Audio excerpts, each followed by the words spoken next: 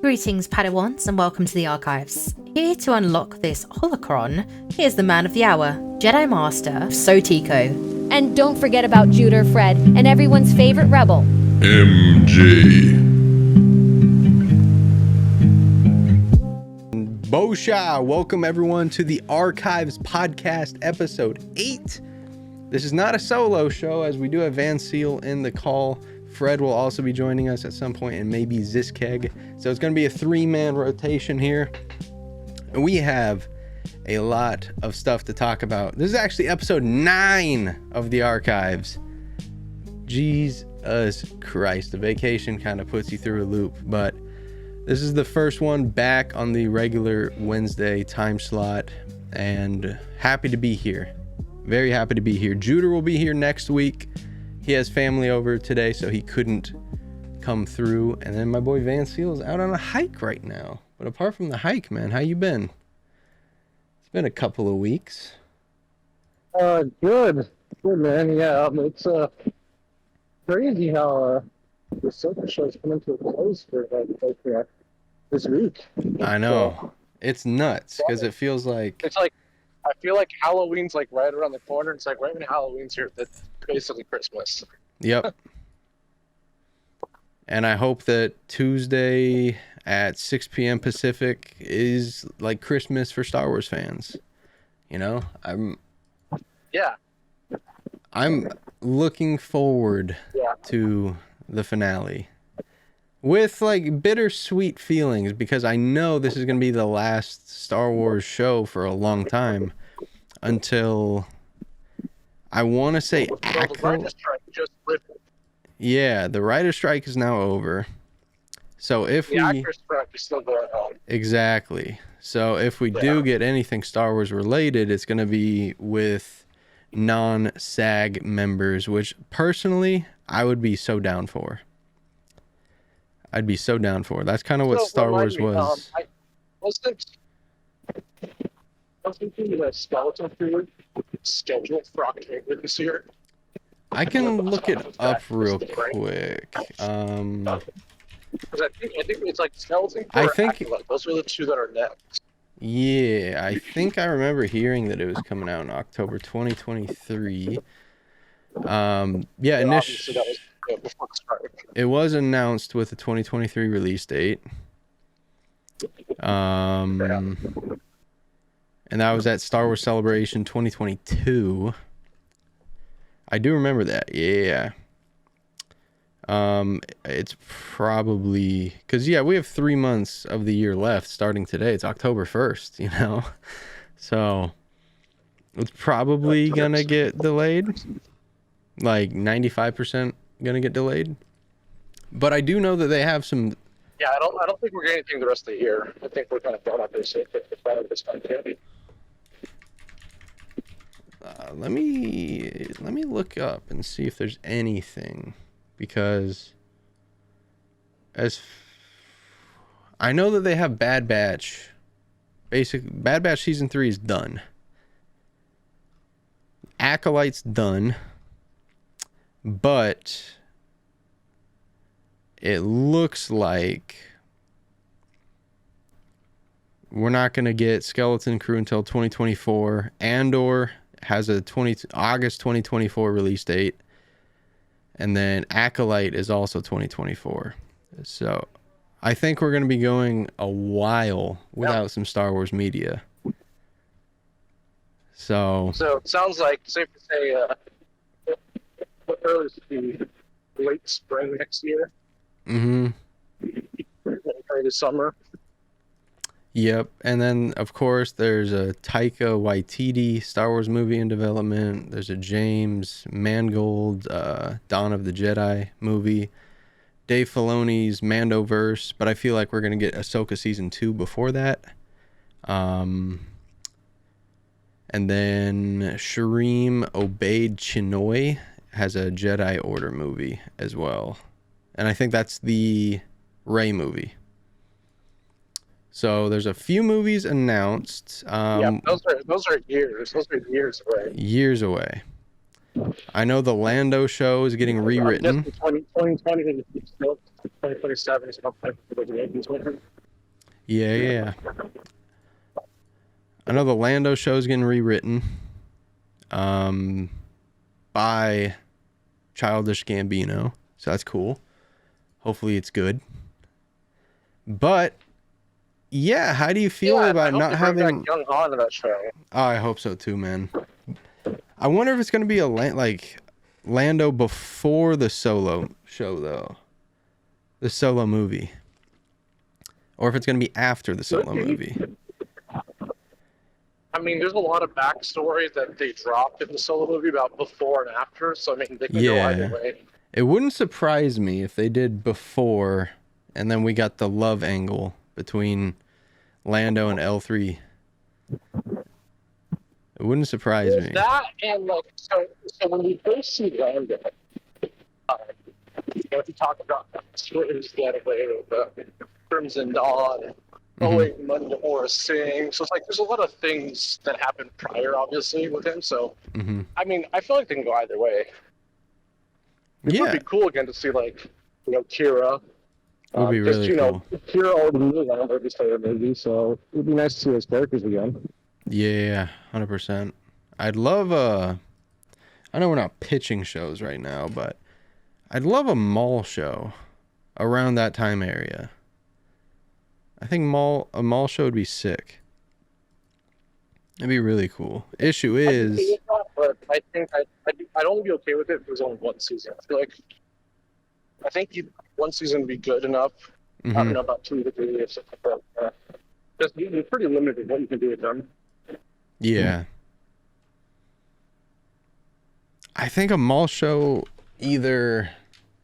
See, here's my issue, and this is kind of my first talking point that I want to talk about, and it's flashbacks. And I have the feeling that flashbacks are sort of being not overused. I think they're in the shows, they're actually being used perfectly. Like in Kenobi, I felt like the flashbacks were great. In Ahsoka, I felt like the flashbacks were perfect. But every time you hear someone pitch something, you always hear flashbacks. And you see a bad example of flashbacks with the Book of Boba Fett, where he's just getting flashbacks of his dad leaving. And it's very early on, and it never goes anywhere with it. So you say you're not a fan of flashbacks? But you have to remember, half of his show is the flashback. That's true. Yeah. I think it's an easy out for writers because what it does is like, Book of Boba, for example, 8 episodes, I think is what the arc is, 7 or 8 episodes. Half of the show is a flashback. I think it's 7. Which means, 7, yeah. So either way, half of the show is flashbacks. If you have a 7 episodes, 8 episodes, whatever it is, to tell a story, we don't really get to see a full season of a story. Now you're telling me 2 short stories. You know what I mean? It's like we're wasting so much time in the past. Where it's like everyone's so concerned about what's going to happen to this character in the future. Yeah. That's the unwritten stuff. We already know he survived Sarlacc. Do we need to know how? Do we need to know that he bonded with Tuskens? Not really. Did it add anything to his character? No. So flashbacks were introduced themselves into episode 8. And I don't know, I'm not a fan of flashbacks, in Star Wars especially, because I think he wastes so much time on them, and they don't carry their weight. And then you have less time to actually tell the real story that's going on. But, that's just my 2 cents on it. Yeah, I'm with you. And it's not like with Ahsoka. It's not even like they're even flashbacks per se, because they're kind of going through I really need to look this up and what it's called. An Ebenezer Scrooge type episode where she's seeing I events. just said she was like in a force coma or something like that. Yeah. And it wasn't like she was seeing things, like she was literally back in it, So it kind of felt like a massive, big old Force echo. A Christmas Carol. That's the one. Cool. So I'm not even upset about the Ahsoka ones. The Ahsoka ones make the most sense, but you can't just overdo them. And I don't want every show to have a flashback. I know you're not the biggest Andor fan in the world. Even Andor. Yeah, I was gonna say he had flashbacks, and I mean, I don't even remember what his flashbacks were. I just remember that he had them. Yeah, and that was kind of it. His flashbacks were. They flashback to his childhood. And then when he was an adult, the only flashback was more of a recollection, and it was of when his father was murdered, hung in the street. Oh, that's right. Yeah. That's right. So but even that was a very short one. Yeah, that even was like then they did. That was like a true flashback where it just flashed, and it's like, okay, like, and that one I can even pass to, but like, reliving your like childhood and spending an entire episode in the past, and just kind of like you don't make any story progression. No, especially because with what up, Fred? Fred is here now, folks. How you doing, Fred? I'm good, listen to what you were saying just now, and Okay. I feel like when it comes to like the TV shows, because they don't have that much time to kind of tell the entire story, they rely on flashbacks to kind of like cover a lot of ground. So with TV shows, you'll more often have that. So Yeah, I see that. And I just wish that they only use them to further the story, not how Vancele said, just to be a lazy out as a writer, if that makes sense. yeah. But I was not a fan of them in episode 8 because I feel like Luke could have just said that, he could have just said what he did to Ben. And then in further Star Wars media down the line, we can see what happens. And then it adds more context to the situation. It sucks when that stuff happens, man. It really sucks. Yeah, I'm there with you for sure. Because like that's like so much extra time that we could have used towards the movie to get more information out there, and more story. Yep. More anything, really, action, anything. Give me something that's not just you tell it like. And I'll be honest, when you have flashbacks like that, it's the same one over and over and over, you risk the chance of confusing your audience. Because when I watched episode 8 for the first time, I was very confused. I was like, wait, we already saw this. I'm like, wait, it's changing again. I'm just like, wait, like, what the hell are they doing? Mm-hmm. And those are things that, as a poor writer and director, you can't really have. I wish that at some point, we get some sort of media that it doesn't retcon, because you can't retcon the sequels, nor would I want them to be retconned, because there's a lot of things in there that I like, but they need it's a decent looking girl who just has a bad diet and doesn't sleep that well, drinks nothing but Monster Energy drinks, and she vapes, so she has tons of acne, bad skin, and she needs all the makeup in the world. And that's what the sequels are. The sequels need all the makeup in the world, but they can be a very beautiful creation, just needs extra help. It needs the work. It needs the time and energy put into it. Not gonna lie, I thought you were talking about Ray specifically there just now, bro. No. Daisy Ridley's a lovely lady, and that's not a slap to any woman or anything. I'm just saying the sequels are in need of some serious touch-up work. Clone Wars was amazing for the prequels.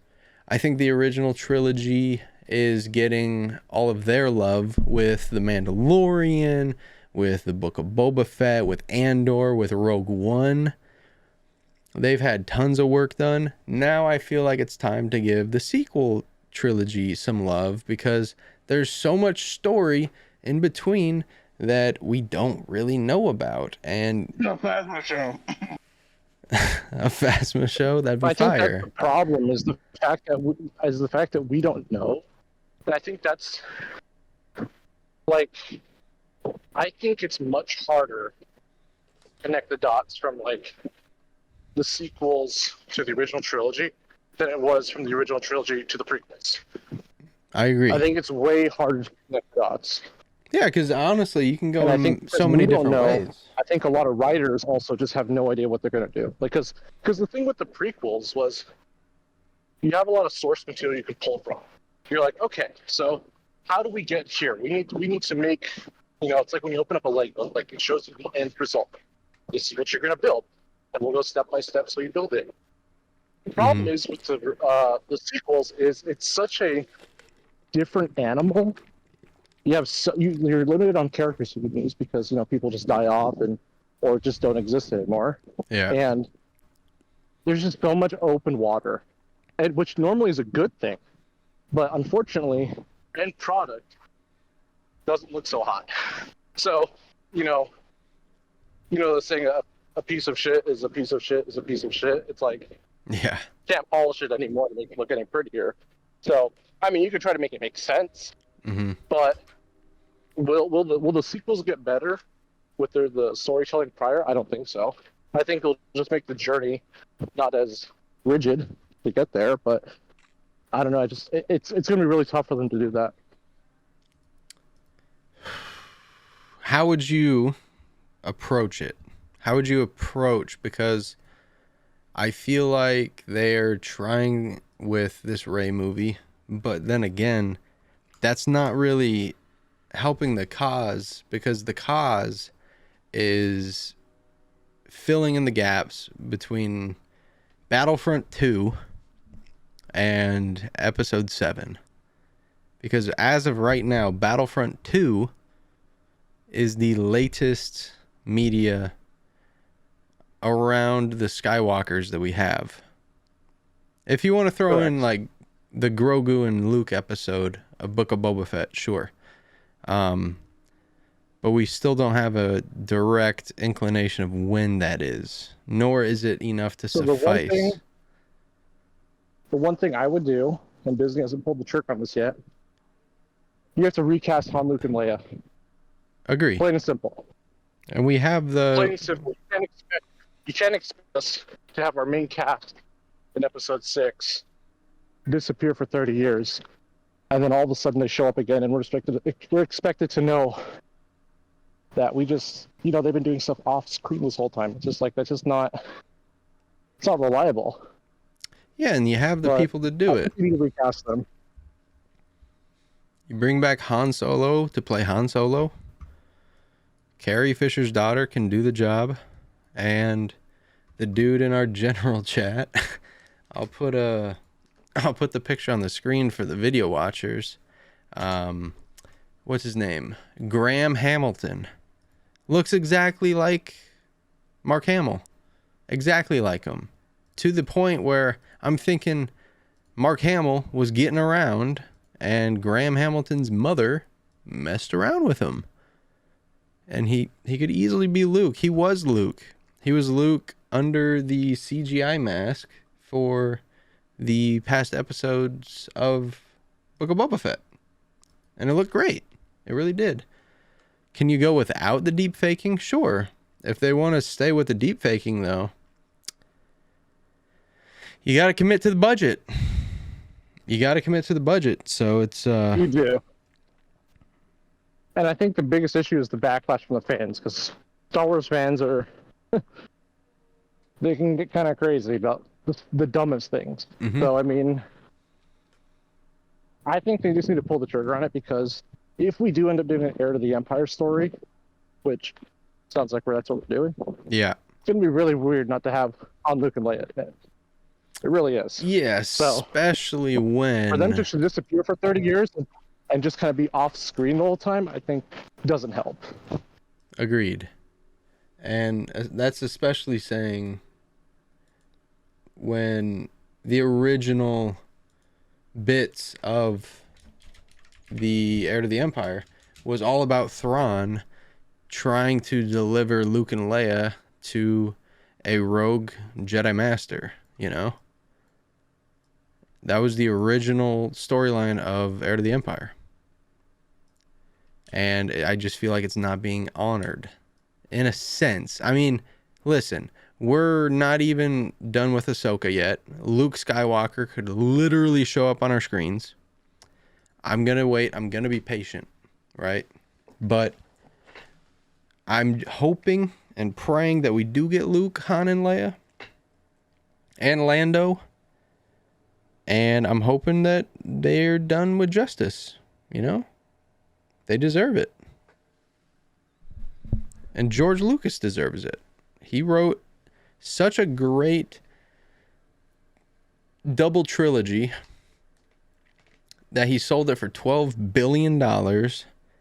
And now the story is trying to be continued. You have so much source material to copy from. You have so many people that can come in and do a job like a Dave Filoni, like a Jon Favreau, like a Timothy Zahn, like a Bryce Dallas Howard. You have so many people that love this IP. And I'm not saying that, like, I'm not being negative in the slightest. I'm just saying you have to really want to do this. You know, you can't just hire people to hire people. You can't hire me and Fred to direct the show because me and Fred aren't qualified to do it. You have to put the best people in position to tell the best story, George Lucas's Star Wars, and have fun with it. And in my opinion, that is Dave Filoni. Every piece of work that he's made of Star Wars so far, I've thoroughly enjoyed. That's my opinion. Not every piece.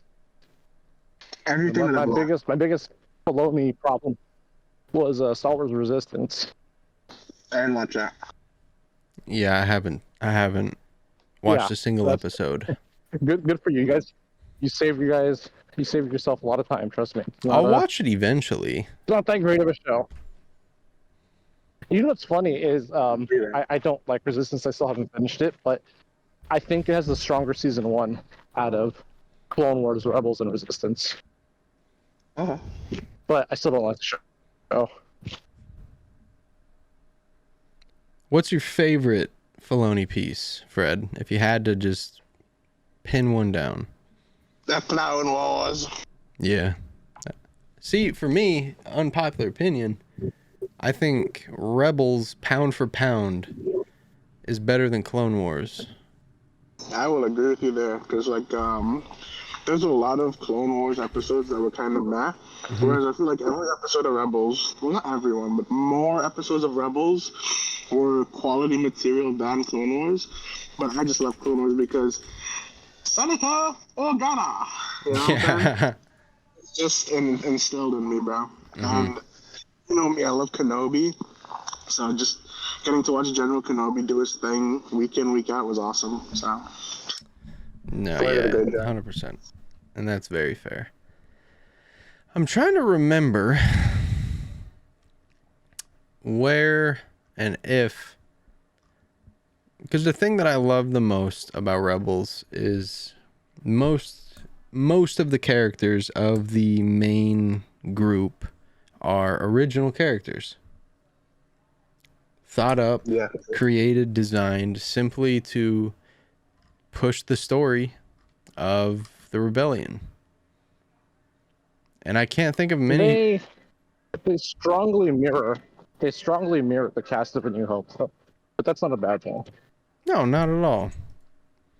Because I think it's good to take and like literally, Zeb is your Chewbacca, Kanan's your Han, Hera's your Leia, Ezra's Luke, and then Chopper's R2, and then Sabine's just kind of there, I guess. Sabine's... That's crazy. I'm just kidding. Sabine's your C-3PO, bro. There you go. Honestly, Sabine in the show is nowhere near Sabine and Ahsoka. I feel like this, maybe it's the actress, right? This actress has like literally embodied Sabine Wren, and I think she does such a freaking good job with the character.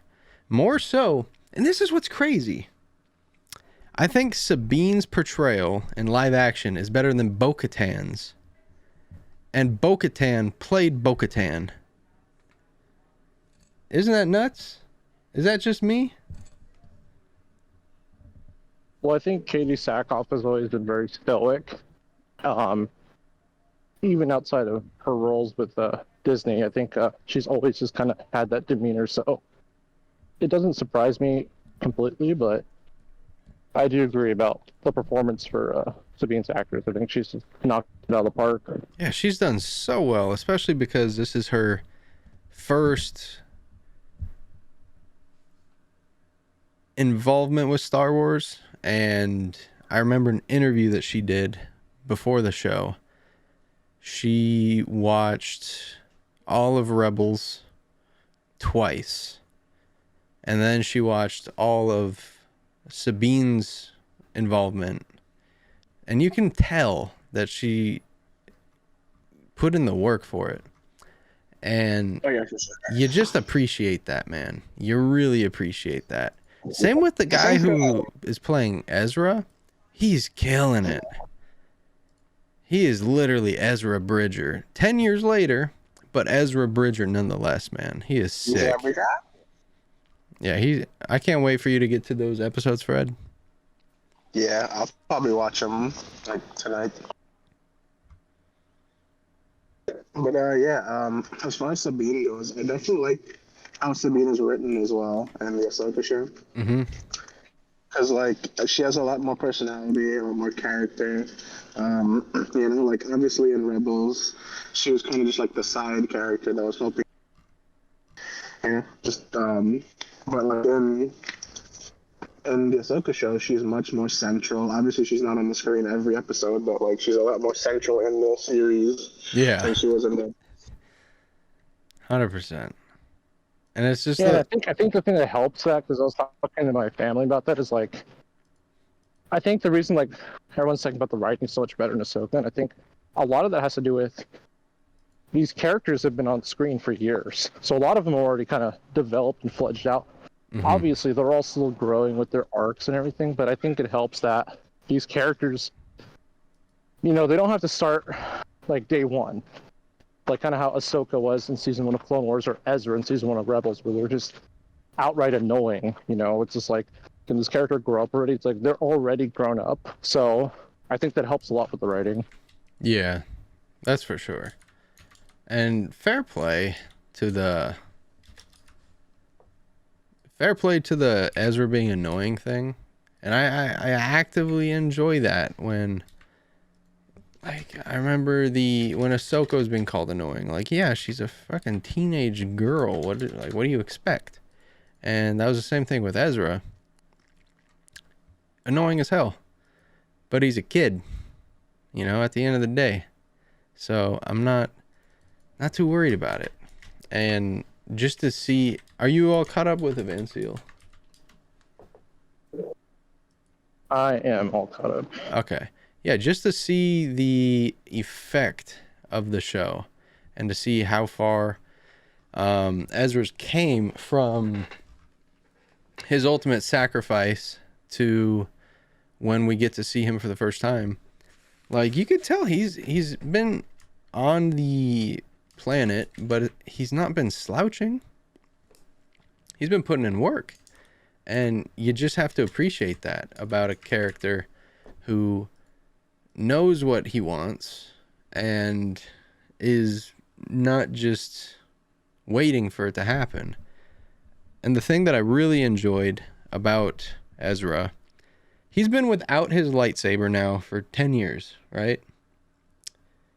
So of course he would just want to rely upon the skills that he's had for the last 10 years. He'd be a little bit rusty, and you want to always have the best odds in battle, which is why I think he opted for Sabine to hang on to the lightsaber, and then he'll just use the Force. Plus, Ahsoka's ship has like 12 lightsabers on it. He can pick from there, you know? I'm not worried about that in the slightest. I think he'll get his lightsaber back. I think people might just be taking things a little bit too far with the whole lightsaber thing, but it's not that big of a deal, in my opinion. I know, Fred, you've not seen the parts yet, but how do you feel about that, Vancele? I agree. I think there's two reasons why it's lightsaber. Like you said, like he's been training, relying on the Force, and it's almost like when you go to the gym, and you're like relying on that one thing to help you get through the day, and then eventually, you don't need it anymore. You're like, I'm good. I don't need it. I also think second was very Ezra Bridger-like, because I think he wanted to show off in front of me. Yeah, because like, he like a tongue-in-cheek thing. 100% because wants the he's movie. always trying to show off in Rebels. He's always trying to just, that's just the nature of his character. Yeah. So, which, if you watch it, eventually he takes a blaster from a stormtrooper because he realizes, oh crap, I do need a weapon. Yeah. So I thought that was kind of funny as well. But, yeah, no, I have no problem with not using a lightsaber. I think it's fine. I think it's more than fine. I think, yeah, people just blew it out of proportion. Because he's going to get one, surely. And I guess to wrap up the whole Ahsoka talk, where we're at now, what are your final predictions for the finale? Because I feel like it could go anywhere.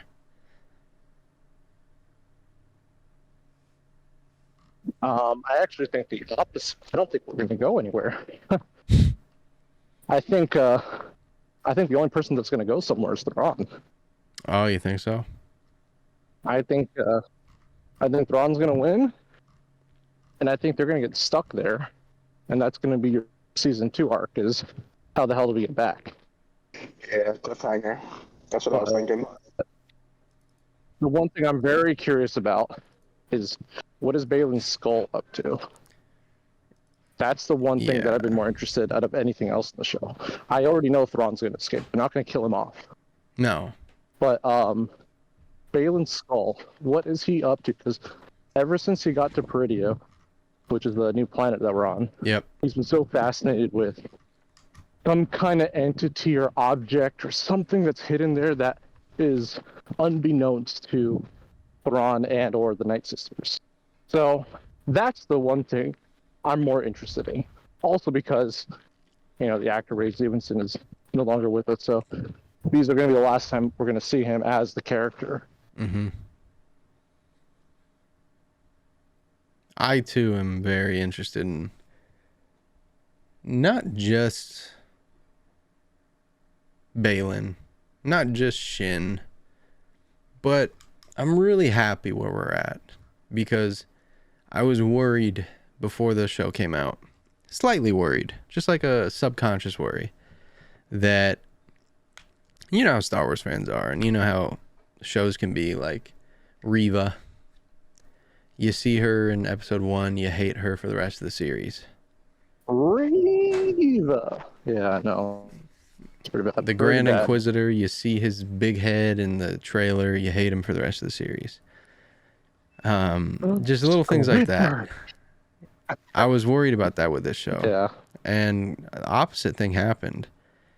I'm invested in every character that has screen time. This show reminds me a lot of The Force Awakens a little bit.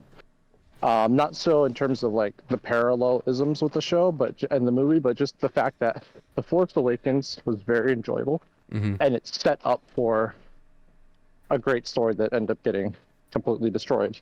But I think this season 1 is setting up for probably the next 5 years of Star Wars, is my guess. With new characters, Baylan Skoll, Shin, Hati, Thrawn, finally bringing Ezra back into the spotlight. Because, like, story-wise, the story hasn't really been complicated. I mean, when you look at it as, like, from like a bird's eye view, the whole story is find a map, find how to read the map, go to the place. That's kind of all that's happened so far. Mm-hmm. It's been very simple, which is fine. I think it's effective storytelling, but I like that it's setting up for something much, much bigger. Yeah. The other thing, Baylan Skoll has been like MVP, man, for the That's show. what I was saying. love his character so much. And the one thing, everyone's like all upset, and sad, rightfully so, because we'll never see him again. I had an idea the other night where I was like, I hope they do this, because there's such positive feedback for his character. And I don't think that has anything to do with the actor's death. I think if he was still alive, people would still care just as much. I would like to see Baylan Skoll in season 2 of Tales of the Jedi. Same.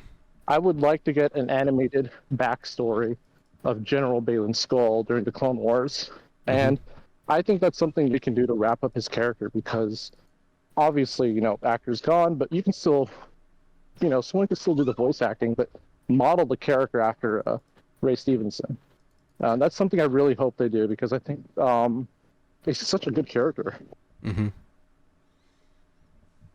Something that I would like, and stop me at any time, Fred or Vancele, if this sounds too goofy, but this is all I'd want to see for Ahsoka season 2 trailer. And this is where we're at now. This could obviously change with the finale. He could die in the finale. He could literally die in the finale.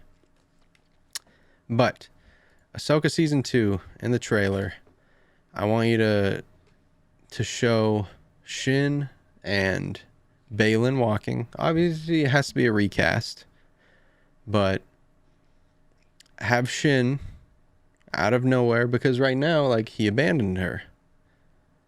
He left her to a certain degree, from a certain point of view. Have them walking down like a corridor, hooded, whatever. And then just have Shin whip out her lightsaber and slice him in the head. Cut off his jaw.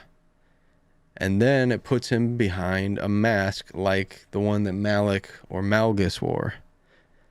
That way you could even further recast him, and it doesn't have to be his voice, doesn't have to be his face, doesn't have to be him. Because it could just be anybody with the same hairdo, same brooding height, same fighting style, and just try to emulate him as best as possible. And that's if he doesn't die tomorrow. Not tomorrow, but Tuesday. Oh, geez. When this comes out, we'll have already known. So who knows, man? Yeah. I might put this episode out on Tuesday, actually, just to get our little final pieces personally, in. Personally, I'm not sure if they're going to kill him off. I'm not sure if they're going to... And that's the one thing I think, not just with Star Wars, but like with any like show or movie you're like invested in. It's like, if something happens where, you can't get the character back, I don't necessarily think it means you need to kill him off. I'm perfectly fine with characters just saying like, I'm done. Like, I'm just going to go retire and like not be on the screen anymore. But, I don't know, because Shin, I could totally see Shin getting like a redemption arc and joining Ahsoka to fight Thrawn. Baylan, though, I feel like that dude's on like a suicide mission. Like he like I said, we'll find out what happens, with the next episode. Yeah. But I feel like he already knows like his own destiny. Like everything he's done. We haven't seen him stressed or worried at all, like once. No. Like everything he's done. It's like he either planned it or it's been foretold to him. Like, so I feel like he already knows what's going to happen to his character. Do you think, because he's searching for power beyond what you can even imagine, right?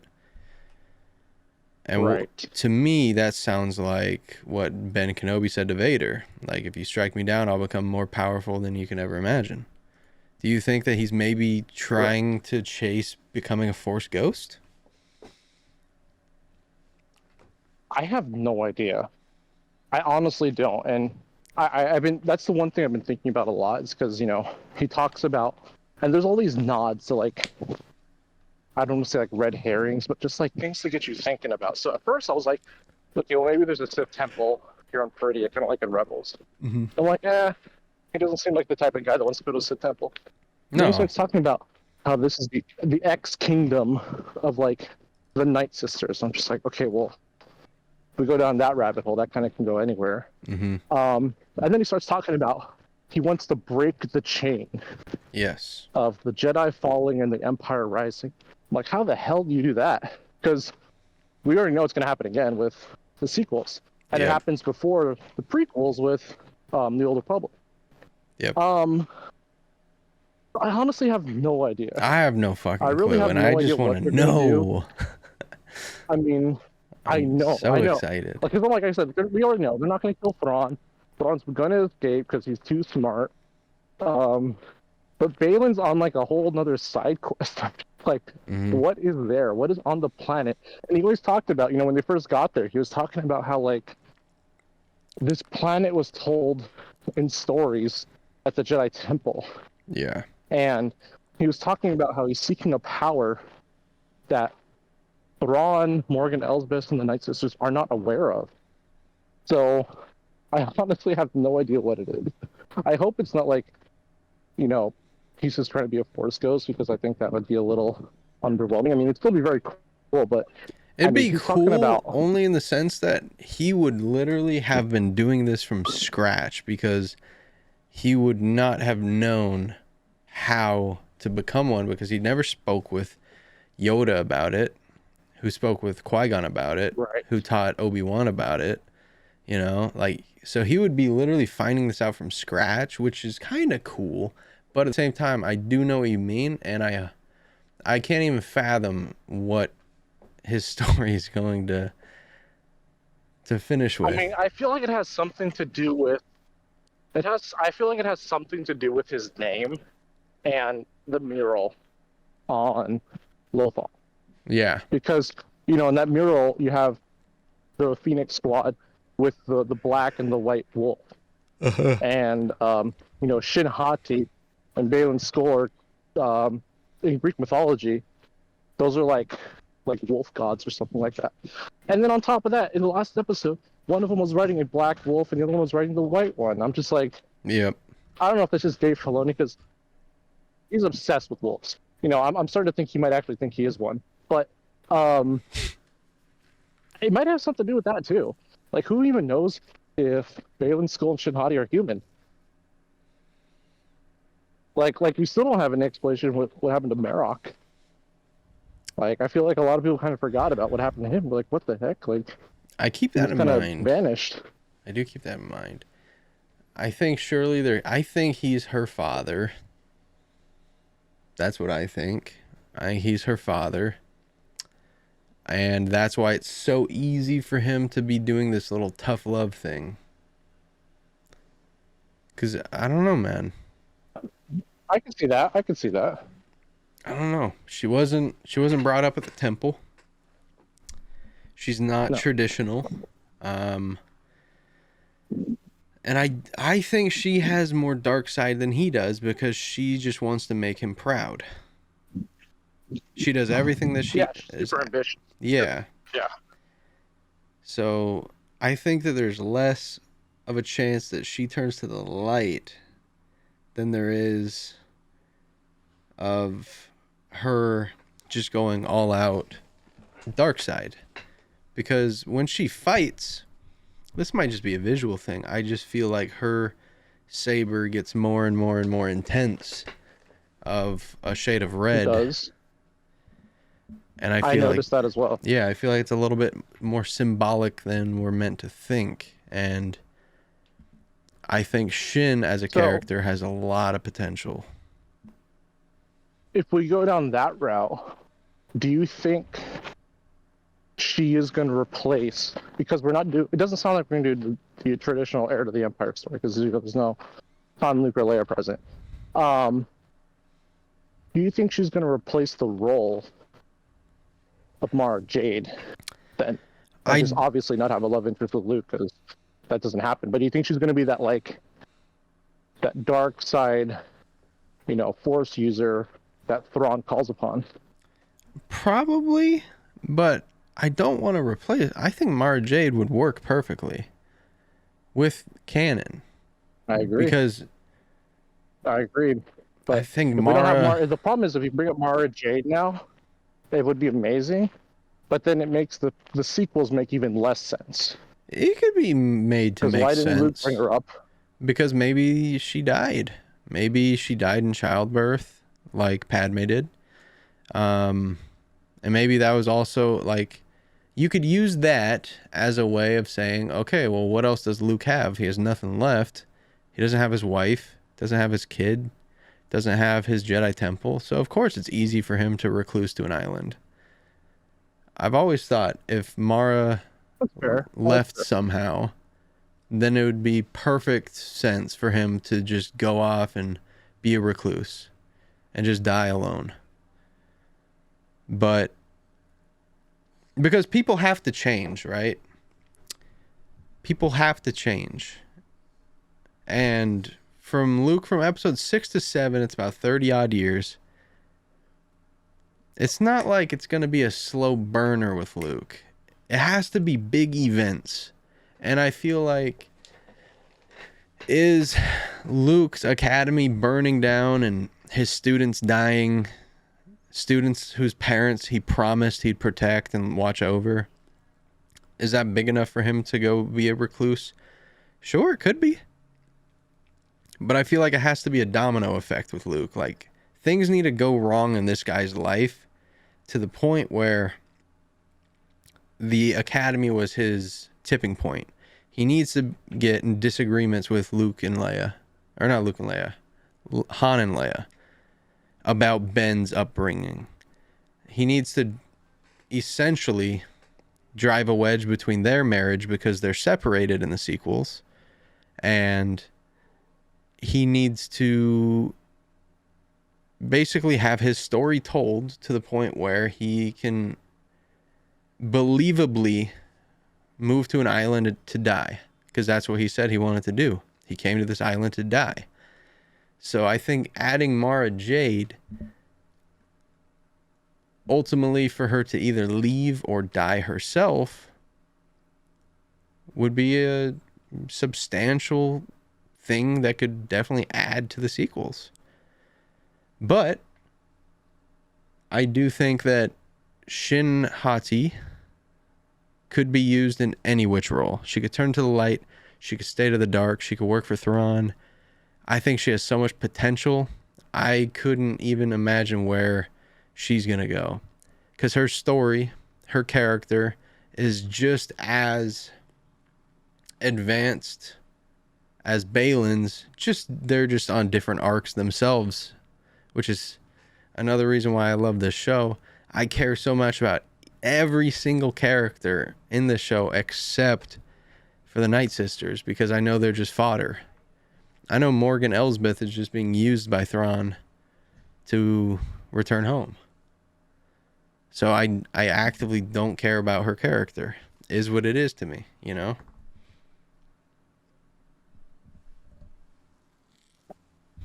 Yeah, I agree. I think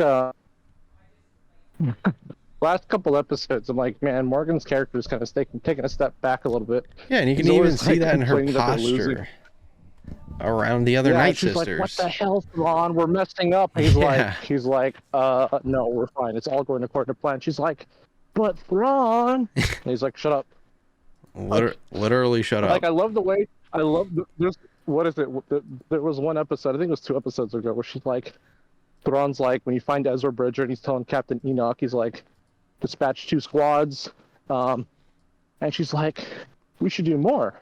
And then he goes, he just says something like, he's like, in our exile, our numbers have dwindled. And then he pauses for a second and just goes, so no, 2 squads. Yeah. Just like, damn, Thrawn. With all due respect, we don't have the facilities for that.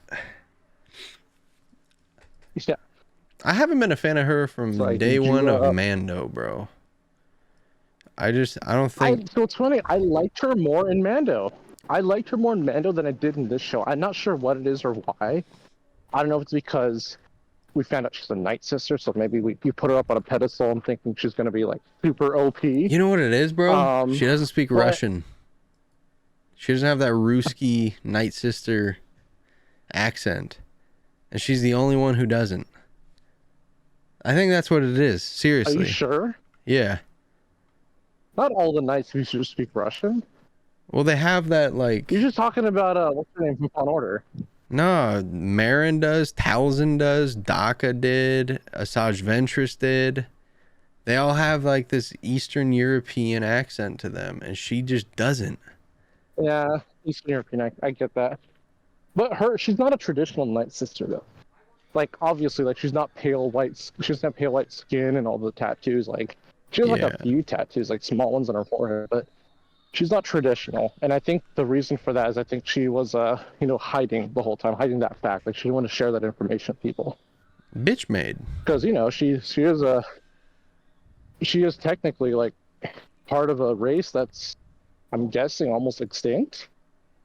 Mm-hmm. You know. So, at that rate, yeah. I'm a big fan of Night Sister lore. I'm a big fan. Marin did it to me though. I gotta be honest. Marin did it. I wasn't interested before Marin. I wasn't interested before Marin, but Marin did it. Fred knows, bro. I'll never get that. What, bro? Like once you see a solid character, it's all you want to look into. Especially when the book came out. Battle Scars, terrible book. Horrible book. But just dude, terrible book. Don't read it. But damn, she's awesome. Yeah, do not read the book. I'm literally serious. Waste of time, waste of money. Yeah, get yourself Shadows of the Empire by... Hell yeah. Who's this by?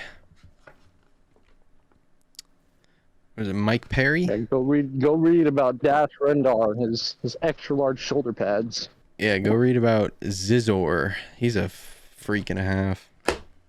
Anyways, to wrap things up here on the podcast, do you have a character who you recommend people look into more through either comics, through books, through movies, TV shows, anything? Yep, Sabalba did. Dude blew a crazy lead in the Bunta Eva race, dude. Look into him. 36.23 second lead to a human boy. Yep. Bro definitely had money on Anakin. 100%. 100%. I would say if people are going to look into a character, and even Sebulba's a shout. Like, there's tons of comics and media on Sebulba. He was involved in the slave trade on Tatooine. Like, he was pimping out children and selling slaves and stuff. So look into Sebulba, 100%. I would say, in the FBI. Since we're on the topic of him, I would say Thrawn. I would pick a Thrawn trilogy, whether it's Heir to the Empire by Timothy Zahn or the Thrawn.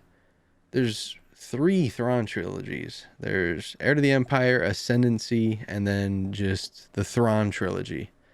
Any of the 3, any order, doesn't matter.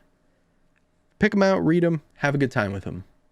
Thrawn's a sick character, and you get a lot of dope sub-characters in there. You get Captain Pelion, you get Eli Vanto, you get Rook, you get Mara Jade, a lot of Luke Skywalker is in there, a lot of Han Solo and Leia. You can't go wrong. What about you, Vancele? I was going to say Thrawn too, but being quick on my feet, going back to how we were saying that we're not going to have any Star Wars media for a while, I think taking this time or break, whatever you want to call it, after the Ahsoka show ends, I think that'd be a good opportunity for people to read up on the Old Republic. If you want something that's different, like super different, super original, super fresh, with... I don't even know how many characters in the Republic. It's probably in the thousands how many characters are in there. Easily. But if you just want like a whole new like world or worlds, I guess I should say, to dive into about Star Wars, I would go into the Old Republic and I would start with anything with the name Revan on it. Yep. Or probably Knights of the Old Republic 1 story is probably where I'd start. That's kind of like the that's not the very beginning, but that's kind of the beginning of like one of the main characters' arcs. There's like hundreds of main characters in the Old Republic. It's insane how much Star Wars media that's there. And the nice thing is Disney hasn't touched it yet. So They have not. it's still really, really good. I myself haven't even finished the story because, believe it or not, it's still being written till this day. There's so much content. But, you know, after Ahsoka, I would say if you're interested, go into the Old Republic. It's there's really nothing bad about it. I love everything about it. It's just so much different, and it gives you a nice, fresh perspective on Star Wars. Yeah, and even next week, we will do our review of the whole Ahsoka show. And then in the second half hour, we'll dedicate it towards the Old Republic, because we have yet to even talk about it ourselves. And we're going to have a fun game to play next week, early on in the podcast. And then we'll answer your guys' questions. So make sure to send them in at Star Wars TAP, Star Wars TAP on Twitter and Instagram. And for Fred, myself, and Vancele, this has been the Archives Podcast, episode 9. Next week is episode 10, baby. And we're super excited for that one. We're going to try and get Keg on. We're going to try and get MJ, and Jute will be here as well. I want to have tons of dudes on here having a good time talking Star Wars. So episode 10 next week. Look forward to it. Peace, love, and life. May the Force be with you.